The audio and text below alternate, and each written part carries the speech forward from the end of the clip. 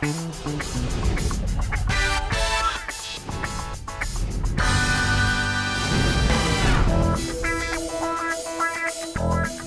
tocó fácil o te tocó difícil en esta vida?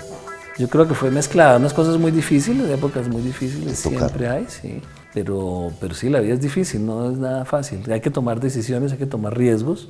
Siempre que uno toma riesgos, por ejemplo, cuando yo me fui estaba aburrido en Colombia, entonces decidí irme a Nueva York a hacer periodismo. Eso es un riesgo. Me fui con $1000, creo que tenía en esa época. Año. Entonces es difícil llegar uno sin plata, sin trabajo, sin conocer el idioma, sin conocer a nadie. Son épocas difíciles, la incertidumbre es gigantesca. Sí, siempre hay épocas difíciles. Casarse también es difícil, separarse también es difícil, tener hijos es difícil. Es difícil. También es satisfactorio, pero es difícil. A mí me ha tocado mezcladito.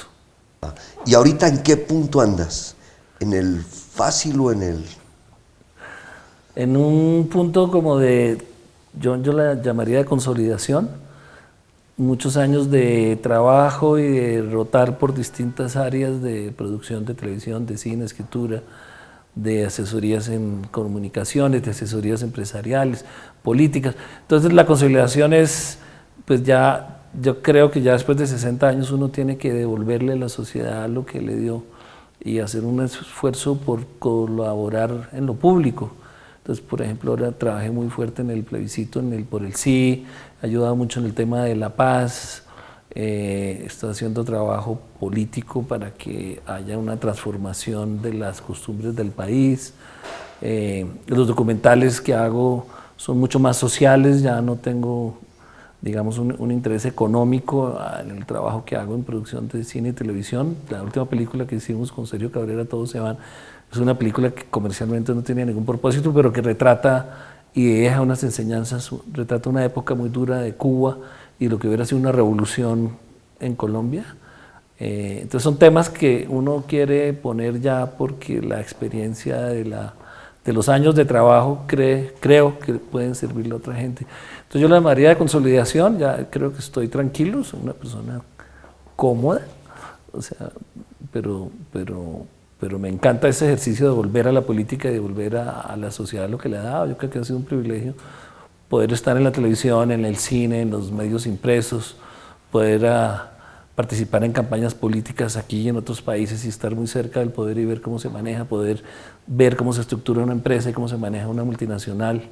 Y toda esa experiencia tiene que volcarse en algo, no es para que uno gane plata o para que uno tenga una casa más grande, sino es para devolverle a la sociedad toda esa formación, conocimiento y experiencia que le ha dado de alguna manera, porque si no, no tiene sentido la vida. Entonces estoy en esa etapa, me siento muy bien, muy tranquilo.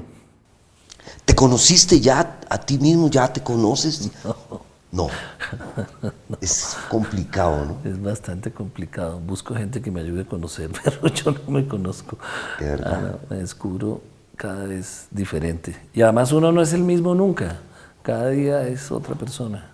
Depende de lo que le pase, uno va cambiando. Se descubre unas cualidades, se descubre unos defectos, se descubre unas necesidades, como la de escribir una novela o escribir una serie de televisión más profunda. Uno descubre de pronto que necesita hacer algo.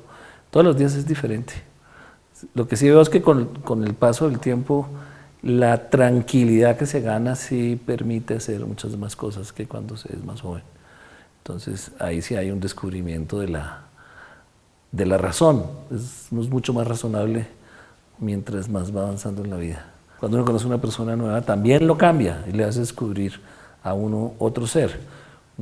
Personas que no han tenido amor, por ejemplo, profundo y de pronto descubren el amor profundo. Eso es una gran revelación, es un gran cambio. Yo, por ejemplo, no creía mucho en el amor, entonces descubrí que sí existe. Me pareció una gran sorpresa. Lo descubriste hace poco. Hace poco, relativamente poco, sí. ¿Cómo sabes que ahí está el amor? ¿Cómo? Pues, que ese es el amor. Pues porque te hace hacer cosas que nunca pensabas que ibas a hacer o que podías hacer. Te hace reaccionar de una manera diferente a cómo reaccionaría uno si no estuviera enfrente del amor. De una persona en particular, me refiero. te cambia la lectura del mundo, le cambia el brillo, el color, llena de energías y de entusiasmo. Entonces quiere uno hacer muchas más cosas. Quiere profundizar en todas las cosas cuando está enamorado o cuando está en esa sensación de amor. Y se nota la diferencia muy grande, ¿no? Uno tiende a aburrirse, uno tiende a cansarse con todas las cosas. Cuando descubre que hay un amor, lo llena de energía física y energía mental y energía creativa. La cabeza, el corazón y las pasiones se activan. Entonces uno se da cuenta que algo ha cambiado. Yo ya estaba en Bogotá cuando yo oía un programa que tú tenías de entrevistas. Hechos y personajes. ¿Sería? Hechos y personajes.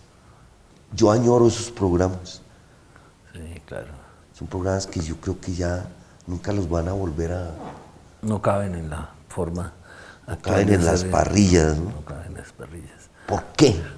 Porque los medios se volvieron un negocio de magnates privados que lo que buscan es ganar plata con todos los medios de comunicación, prensa, radio, televisión y el servicio público que era el periodismo antiguo y los medios masivos de información desapareció. Y entonces como negocio lo que hay que poner son mercancías que circulen fácilmente, que sean atractivas, que es el amarillismo, que es el escándalo, que son los chismes y el periodismo de profundidad, el periodismo que construye cultura o las series, las novelas, los programas más elaborados como los que produce Netflix hoy en día desaparecieron de los canales de televisión y las crónicas bien elaboradas de la prensa escrita o los programas con mayor profundidad de la radio, con muy contadas excepciones, desaparecieron porque no es negocio. Un buen periodismo cuesta mucha plata, hay que investigar, tienes que tener un equipo de investigación, tienes que viajar, tienes que confrontar la información que recibes, entonces necesitas editores y eso cuesta. En cambio salir a la calle a ver si al perrito que lo pisó la llanta de un carro se le magulló esto y la sangre por donde explotó, pues eso no cuesta nada. Es poner una cámara que hoy en día no vale nada y hacer escándalo con las lágrimas. Pero vende, a la gente le explotan los sentimientos más básicos de curiosidad y el morbo que tenemos todos los humanos y eso vende muy fácil. Entonces hacer un noticiero, un programa escandaloso, amarillista, como los que hay hoy en la televisión colombiana y mundial, pues es barato y vende. En cambio hacer un programa serio ya no es negocio. No es negocio y estamos nutriéndonos de basura, la mayoría de los ciudadanos, y dar información con mayor profundidad. No gusta, no vende y queda en una élite minoritaria que ya no influye tanto como antes. ¿Y entonces qué vamos a hacer para salvar todos estos pelados? Para salvar a nuestros hijos, ¿qué hacemos ahí? Pues yo creo que el triunfo de esta derecha populista que se está imponiendo en varios sitios, en Inglaterra también y en Francia está muy fuerte, el triunfo de ese populismo ya marcó un giro grande en las sociedades democráticas y es corregir ese defecto que fue entregarle la información a personas que no están pensando en la sociedad sino en su interés, que fue el resultado del neoliberalismo, que era quitar todas las regulaciones. Y entonces ya se da cuenta el mundo que no puede seguirse en ese camino, se da cuenta que Facebook y todas las redes digitales también necesitan un control editorial de contenido.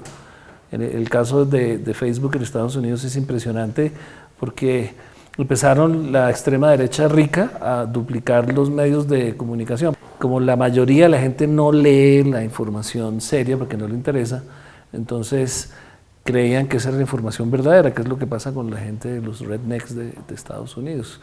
Entonces ya hay la conciencia de la necesidad de exigirle a Google, de exigirle a Bezos, a todos los que están manejando las redes, que hagan un control editorial, que no se pueda publicar información que no tenga veracidad y que ellos asuman la responsabilidad con programas, así como Hoy Te Leen, qué es lo que Marlon está viendo en cine, a quién está entrevistando, qué es lo que compra en los supermercados y te ponen toda la publicidad. De esa misma manera, cuando tú escribas, que a través de algoritmos y de programas se pueda controlar que lo que estás diciendo es cierto y lo que no es cierto no puede ir en la red. Entonces ya hay esa conciencia de que la humanidad va muy mal si no se corrige ese tema y si no se corrige el tema del control de la información para que la calidad se mantenga y la gente pueda nutrir su cerebro bien y tomar decisiones acertadas. Si no se corrige eso, pues no vamos a cambiar, pero ya hay la conciencia de corregirla. Vamos a salvar a los jóvenes y ellos se van a salvar solos, tienen su propio mecanismo de defensa. Yo extraño, Ramón, las tertulias. Es que eran en serio. Era de verdad. Claro, se leía Una para ir a la tertulia era sí. divertida, sí, eso era divertidísimo. Eso era casi una fiesta. Pero de paso se hablaba, se leía, se opinaba. Era otra cosa. Sí. Pero se ha transformado, se ha metido en las redes. Esa es una élite. En la pirámide social siempre hay una élite que está preparándose más, que lee más, que discute, que está buscando conocimiento, porque está buscando profundizar en las razones de las cosas que pasan. Siempre hay esa élite. Y antes era con libros.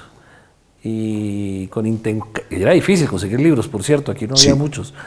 Pero en la medida que evoluciona la sociedad técnicamente, pues esa élite también evoluciona. Entonces, a través de los blogs, a través de toda la publicación de las universidades, hoy tiene uno acceso, y los muchachos de hoy, de esa élite intelectual que busca profundizar su conocimiento, tiene acceso a lo que publican en Columbia, o en NYU, o en Yale, o en cualquier universidad de Europa, en Oxford.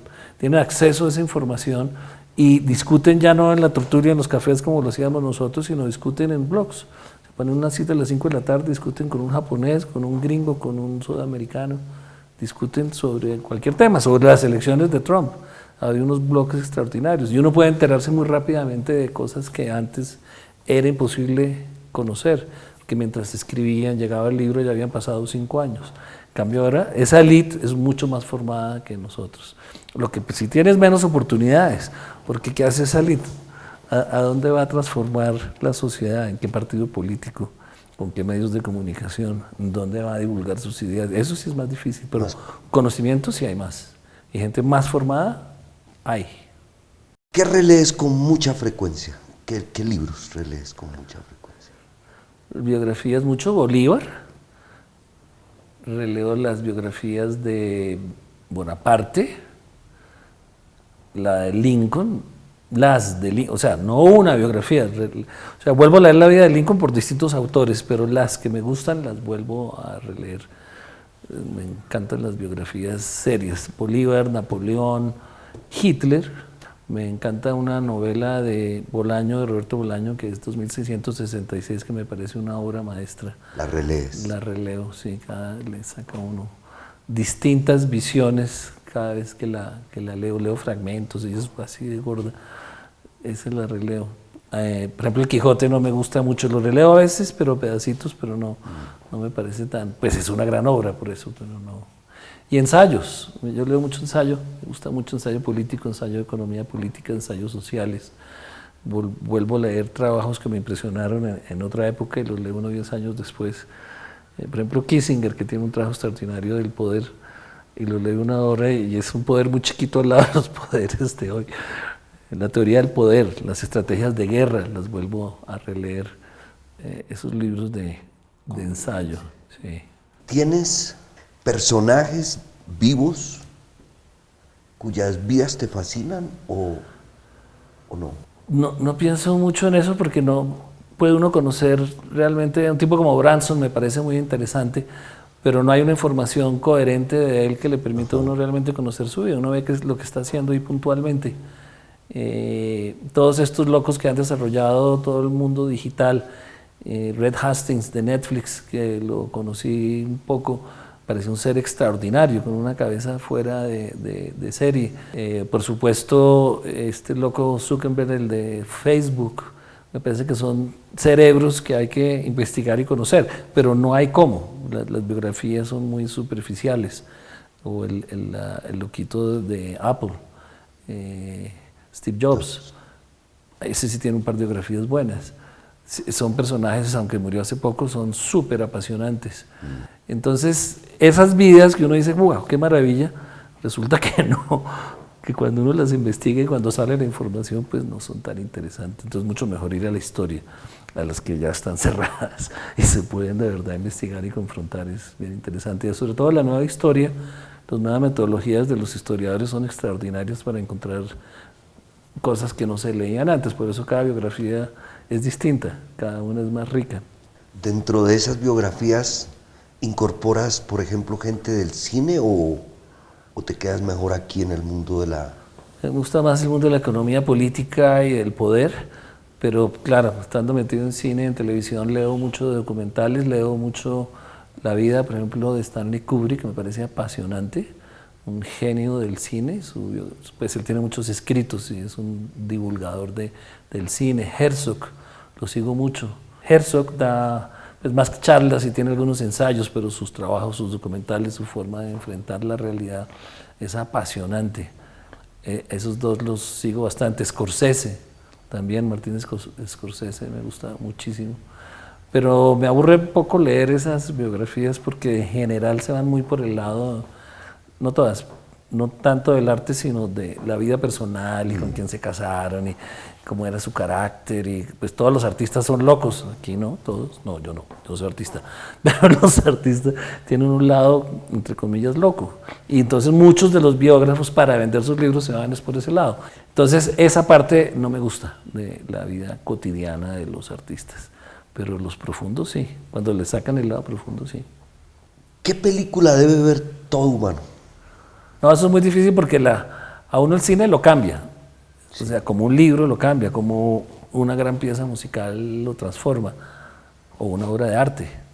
Entonces una obra, por ejemplo, Guernica es una obra de arte que sí claramente recomendaría ver, Guernica en vivo. Sí, total. Es una obra que uno ve la guerra ahí encima, ve la masacre, ve la salvajería, la grande en vivo, lo transforma uno. Entonces depende de su momento, depende de su edad, su madurez, de su inmadurez, una película lo puede transformar. Por ejemplo, a mí la película que la película que más me impactó tendría por ahí 8 años y había un teatro que se llamaba el Teatro Caldas y era una de las primeras películas de ficción que se hacían aquí en el mundo, digo, en Hollywood, y eran unas hormigas gigantes, que invadían una ciudad. Ajá. Esa película me transformó. De verdad. No me acuerdo ni cómo se llama. Pero no, muchas. El Puente sobre el río Kwai, por ejemplo, son películas extraordinarias. Me impacta más el arte, la literatura, que el cine hoy. Sí. Sí, demasiada basura en el cine. Y en la literatura menos, sí. Mucho menos y es más fácil, porque en la literatura sí se mantiene la crítica. Entonces sí se puede discernir cernir antes de leer. No tiene uno que arrancar como antes a leer y a las 20 esto es basura y volver a comprar otro libro. Hoy, a través de los críticos y las publicaciones especializadas, los académicos, uno descubre a Bolaño o a Padura muy fácilmente. Entonces ya hay 20 tipos que saben que dice que esto, entonces lo coge uno y ya es una novela. Bueno, en cine no, en cine uno, la cartelera es basura al 90%, es de nuevo ese entretenimiento barato, que hay que hacerlo, pero las películas de fondo no se hacen. 2 personas que en esta vida te gustó conocer. Me gustó, Marlon, conocer esas 2 personas. Bateman, Jaime Bateman. ¿Te gustó conocer a Me gustó Bateman? mucho conocer y conversar muy largo con él.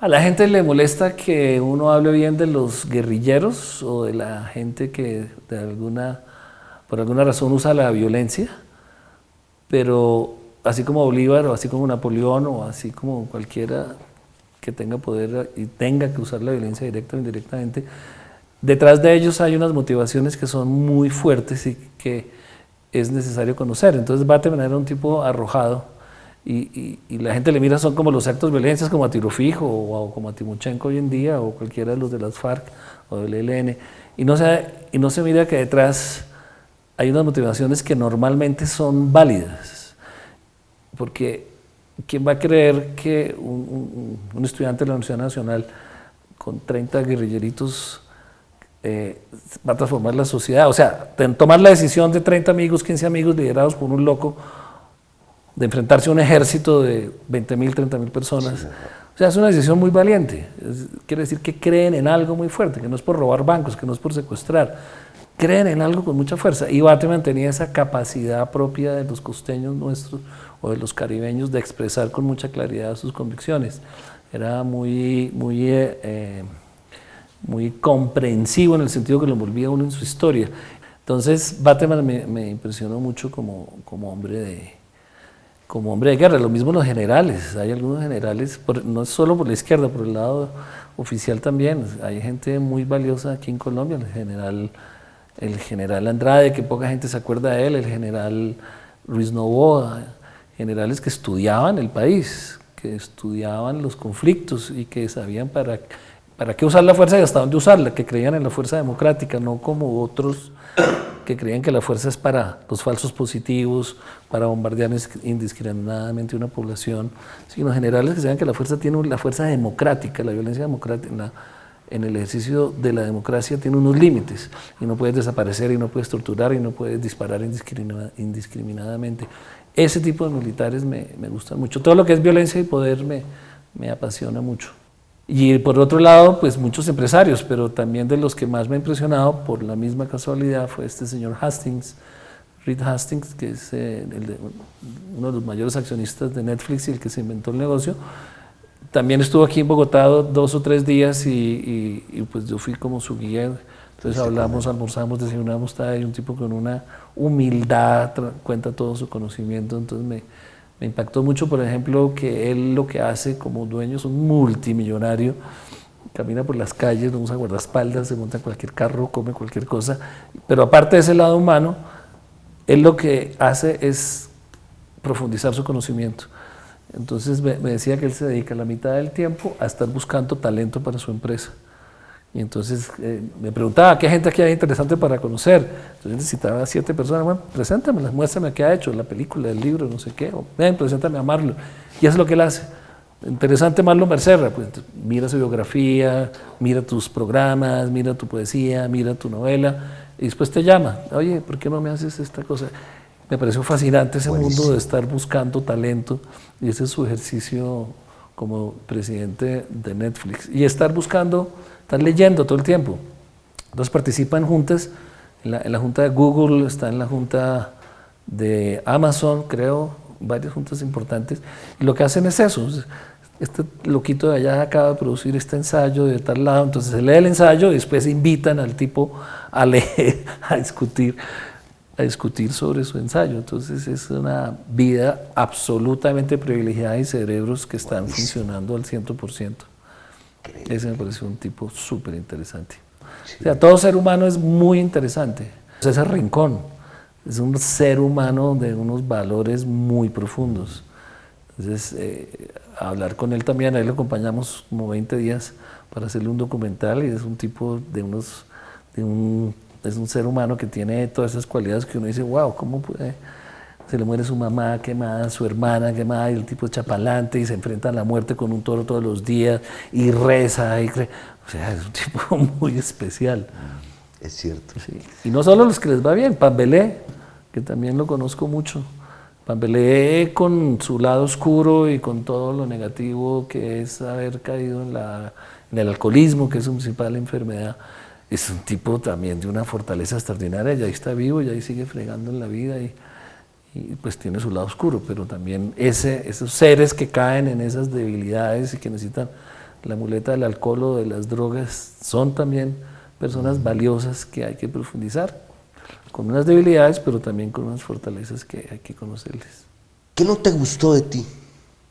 No en la parte física, en la parte de comportamiento. ¿Qué no te gustó? Muchas veces la tranquilidad, soy excesivamente tranquilo, me parece, sí. Y no me importan muchas cosas, no me importa, o sea, dejé de luchar o de tomar decisiones relevantes en momentos que han podido ser decisivos. Soy malísimo para lagartear, para pelear, para ser arribista, y no me importa si alguien llega acá y dice, no, pues yo prefiero sentarme con Marlon, me quita la silla, a mí no me importa que Marlon entreviste al que llegó, yo algún día me entrevistará después. Entonces soy muy malo para dar esas batallas, me falta esa decisión de ambición, tal vez, me falta ambición. Pero eso es buenísimo, ¿no? Es bueno y es malo porque también le deja el paso a gente que no corresponde, que lo hace mal, porque sabe luchar, es más arrojada que uno. Y me parece que eso es un defecto que tuve y que tengo todavía. no batallo hasta el final. Entonces le deja uno el paso a gente que si hubiera batallado no hubiera pasado y se hubieran podido hacer cosas mejores. ¿Te ha tocado vivir fracasos? Claro. Fracasar. Fracasar rotundamente. Sí. Pero claro. Uno. Sí. Uno grande, una quiebra con un periódico que hicimos acá con Silvia Duzán, con Salomón Kalmanovitz, con Marcela Caldas y Alberto Umaña. Cada uno puso una plata que en ese momento era muy importante para hacer un semanario que fuera más abierto, más independiente, con periodismo más profundo, y fue una quiebra rotunda. Se perdió todo. Se perdieron los ahorros de bastantes años, fue bastante duro porque era una aventura totalmente loca, pues muy arriesgada, era retar al establecimiento a semana, al tiempo, y era muy ofensivo. La revista Zona era muy ofensiva frente a las otras publicaciones. Entonces fue un fracaso fuerte. Y se sobrellevó y se salió y... Sí, todo lo que sea perder plata se sale adelante fácilmente. Sí. La plata es bastante secundaria a pesar de lo que cree mucha gente en nuestra sociedad neoliberal. La plata no sirve para mucho. Entonces lo que es plata se recupera y la gente finalmente entiende. La gente que se hunde con uno o que le ha prestado plata o que le ha financiado las publicaciones, las revistas, tal, finalmente entiende que es distinto, o sea, que el juego capitalista no garantiza el éxito y que hay empresas que surgen. Si uno no se roba la plata y se vuela como tanta gente, pues si monta una empresa, pues no está garantizado el éxito. Entonces, finalmente la gente entiende y al principio es fuerte, pero después la lección es extraordinaria y cada vez lo hace uno mejor, pero eso fue un fracaso durito. En el cine sí no has perdido. En el cine no, siempre, pues de esas lecciones de la bancarrota, aprende uno a hacer las cosas con mucho más cuidado. Ajá. Entonces, por ejemplo, en cine yo no volví a hacer cine si no tenía garantizado pagar las cuentas. Y mientras no tenga garantizado que se pagan, no arranco ningún proyecto. Y así quede en cero, no gane un peso, no hago actos irresponsables de dejar a la gente colgada de la brocha, no siempre se paga, a veces se muere un poquito, pero siempre se cumple. Pero no se gana plata con el cine realmente colombiano, cada vez es más difícil. La estrategia de Caracol, que fue un éxito, yo tuve muy poca participación en esa parte del éxito, pero en otras, la última que hicimos todos se van, se logró un punto de equilibrio, a pesar de que es una película muy poco comercial. Se vendió y se vendió bien y se ganó muy poca plata, pero se ganó y es una película bonita. Y la próxima que vamos a hacer también va a ser una película bonita, así que esperamos ganar un poco de plata para hacer más cosas. ¿Te ha generado un poquito de angustia los años o no? No. Cero. Cero. Cero. Cero. Nada. Es más, no siento que pasan los años. No me siento igual, tranquilo. Sí. Salud bien. Sí, con los achaques propios, pero pequeños. Pero no me genera ninguna angustia los años, ni estar enfermo. Tengo muy claro que de caer en alguna enfermedad, como va a pasar, voy a hacer la eutanasia, claramente, y esto lo tengo decidido hace mucho tiempo. No porque no sea capaz de soportar esos dolores, sino porque no me parece que la vida sea para eso, ni que el desarrollo científico que ha habido en la humanidad sea para que uno tenga que soportar un dolor y la carga para todo el mundo que es una enfermedad terminal de 1 año, 2 años, 3 meses, no tiene ningún sentido. Ya uno vivió la vida que tenía que ver y si se enfermó, pues para eso está la eutanasia científica además, y es la responsabilidad de uno. Entonces, cuando toma uno esa decisión, la edad, los años y la muerte dejan de ser un problema, dejan de ser una carga, un susto, un miedo, ¿no? ¿Qué va a pasar? Se muere y punto. Y se muere cuando uno decide, no cuando algún bicho por allá en el cuerpo decida que lo va a matar a uno. Uno decide morirse cuando sienta que ya el cuerpo o la cabeza no lo da. Además, cuando la cabeza la pierde, pues ya uno no toma la decisión, por eso hay que tomarla antes. Hay que dejar todo escritico, bien hecho, a tiempo, como lo hizo Tito Livio Caldas, que se murió él cuando quiso, apenas le descubrieron que tenía una enfermedad terminal que lo iba a matar muy mal. Por eso, cuando uno lo tiene claro, le quita el miedo a la muerte, le pierde el miedo a la muerte y los años los va uno disfrutando igual. Pues no igual como si tuviera 20 años, pero los disfruta a la edad que está. Hay algo que sí lo puedo decir con claridad. aparece con el tiempo. Ya, yo, por ejemplo, hace 15 años las flores no me gustaban y ahora no puedo ir sin flores. Tienen que dar flores por todo. Son bellísimas, además. Sí.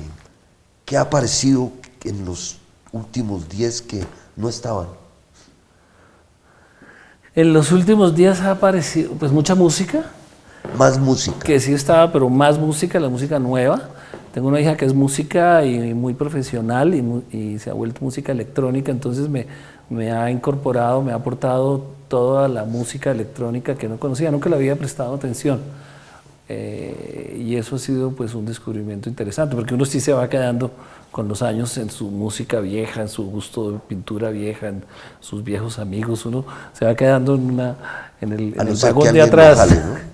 A no ser que alguien lo jale. Entonces vienen los hijos, inventan un poco de cosas, y a veces les paro uno bolas, y a veces no. En este caso, tengo 2 hijos músicos, pero esta loca me ha traído ese mundo electrónico, y ha sido todo un descubrimiento, y voy a los conciertos de música electrónica, y me gusta muchísimo, eso es totalmente nuevo. Y eso me ha llevado a los compositores modernos del siglo XXI, compositores como Michael Nyman, que hacen arreglos extraordinarios, pues Philip Glass, por supuesto, pero ese sí lo tenía de antes, pero Nyman sí no lo conocía, y es un gran compositor, sí. Entonces toda esta música del siglo XXI, moderna, angustiosa, electrónica, cargada de pasiones, es maravillosa. Y ya como música popular como Tom Waits o Leonard Cohen, que acaba de morir, esa música raspada, rabalera, bohemia, esa también es nueva, de los últimos 15 años por ahí. Si hicieran una película de tu vida, ¿qué se puede hacer? No tiene lío. Si quieren perder plata, sí, si quieren perder plata. ¿En qué escena de la película fijo, todo el teatro haría?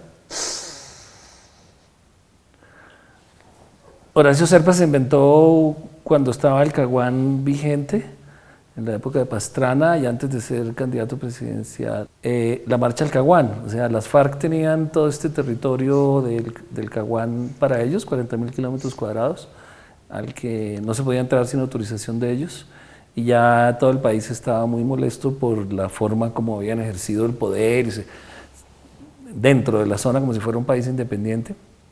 Y Horacio Serpa se inventó la marcha al Caguán y reunió 100 buses y un poco de personas que fuéramos a la marcha, y entonces fuimos, tal, y las FARC habían bloqueado el acceso, entonces Serpa muy valientemente dijo, no, pues seguimos a pie. Habían llenado de puntillas y grapas toda la vía, entonces no se podía pasar con carros, y Serpa organizó para ir limpiando y seguir caminando para entrar a la zona de las FARC.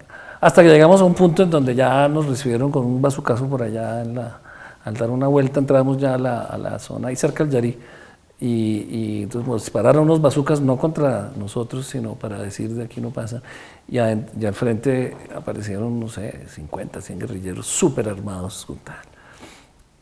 Entonces eso obviamente genera 2.000 o 4.000 personas atrás, hay una situación muy tensa. Entonces la guerrilla dijo, manden 3 personas a hablar, y entonces Serpa, María Emma, Ramón y él, nos fuimos ahí a hablar.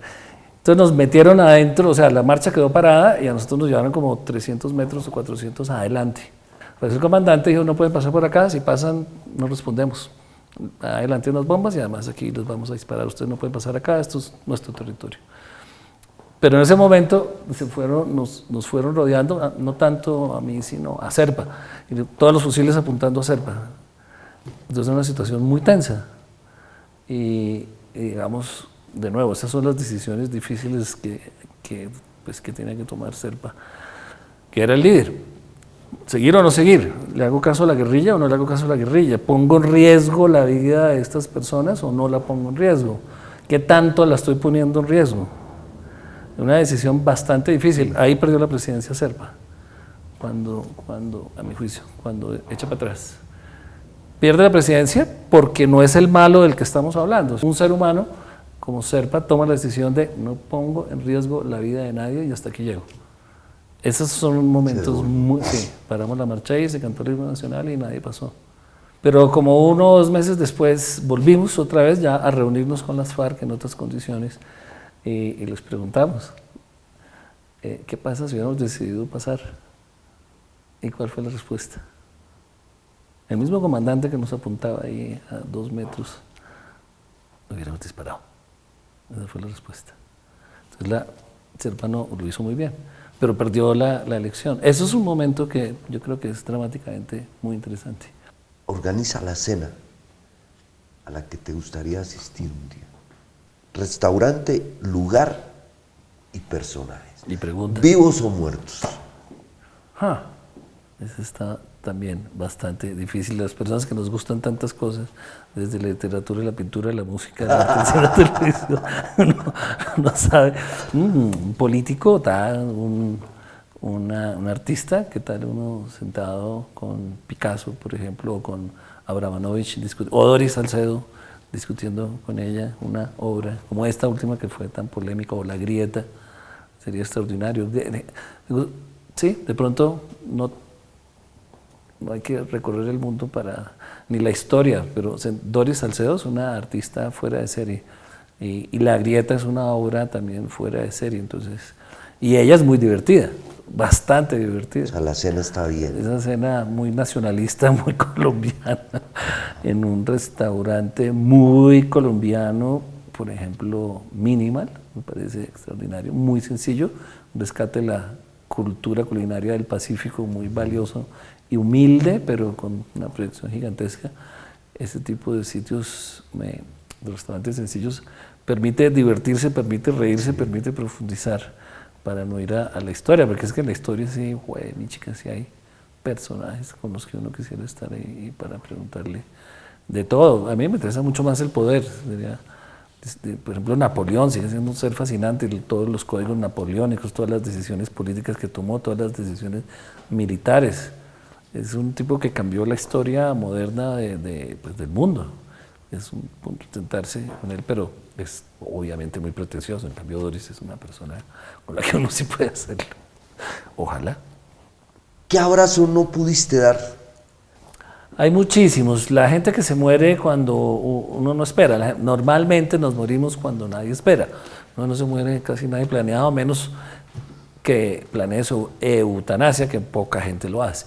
Entonces se van muchos amigos. Se fue tipo con el que tomaba whisky, por ejemplo, que era muy importante, el esposo de mi hermana.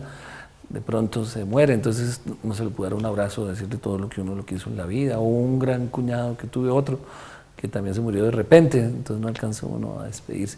Las muertes en general, Silvia Duzán, gran amiga, hermana de María Jimena, que la asesina en los paramilitares en Cimitarra, no alcanza uno a despedirse de ella, ni darle el brazo, ni decirle todo lo que la apreciaba, no sé qué, aunque se supone que se sabía, pero no sé.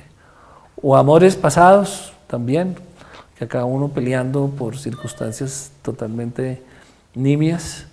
Y cuando uno tiene una relación de 5 o 10 años con una persona, pues no, acaba con unos roces innecesarios que impiden dar ese abrazo que uno dice, fue muy linda la vida contigo, estos 5 años muy bellos, los hijos que tuvimos o los que no tuvimos, y qué rico abrazarte y seguir para adelante. Entonces eso es muy frustrante. Ahí la gente debería abrazarse, ¿sí o no? Claro, abrazarse y entender que hay que evolucionar y que las relaciones de pareja no son para toda la vida y que no hay que herirse, uno simplemente deja de querer y deja de disfrutar la relación, pero disfrutó el pasado, entonces uno tiene que abrazarse el pasado y entender que lo que queda por vivir tiene que vivirlo bien, los 2 o los 3, si son 3 o 4.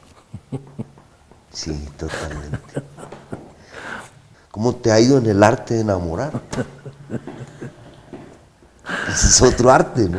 ¿El arte de conquistar o el de enamorar? Es como el mismo, ¿no? Me ha ido mejor en el de conquistar que en el de enamorar. Digamos que la televisión ayuda mucho a conquistar. Ayuda un poco. Ayuda bastante. No, yo creo que es un aprendizaje complejo. Yo soy tímido, aunque no parezca, ya era muy tímido. Entonces digamos que en los primeros años era muy difícil conquistar y enamorar. Y al contrario, me asustaban la gente que se me acercaba. Y las mujeres me asustaban. Empecé a tener amores tarde, después de los 20, 25 por ahí. Entonces fui lento en el conocimiento de ese mundo del enamoramiento y la conquista, y después ya sí aprendí uno a conquistar y es bastante interesante el ejercicio. Pero digamos que hay dos tipos de conquistas, que es la de la atracción física normal, cuando está uno más vivo, más alborotado, entonces hay un afán como animal de conquistar muy sexualmente tal vez y por atracciones muy animales, por puros sentidos y por puro, de pronto, sentido de competencia con uno mismo o con los demás. Es conquistar a esta niña que es la más bonita, la más atractiva, la más inteligente, tal. Entonces esa etapa, digamos que a mí me aburrió muy rápidamente, y ya después empieza uno a trabajar una dimensión diferente, que es la de saber convivir con personas interesantes, siempre pues interesantes para uno, que hagan algo, que piensen algo, que escriban, que estén activas, que sean dinámicas, que sean dialécticas, y entonces aprende uno que la relación no es simplemente de sexo rápido o largo, pero de 3 o 4 meses, sino que el ser humano que hay detrás de esa relación tiene unos valores que uno tiene que conocer y que en conjunto se pueden hacer cosas. En ese enamoramiento, digamos, llegué un poco tarde a ese, pero ese me encarreta más, ese es mucho más difícil. Y es mucho más difícil romper esas relaciones cuando uno sabe que ya no funcionan. Pero yo creo que he aprendido, algo he aprendido.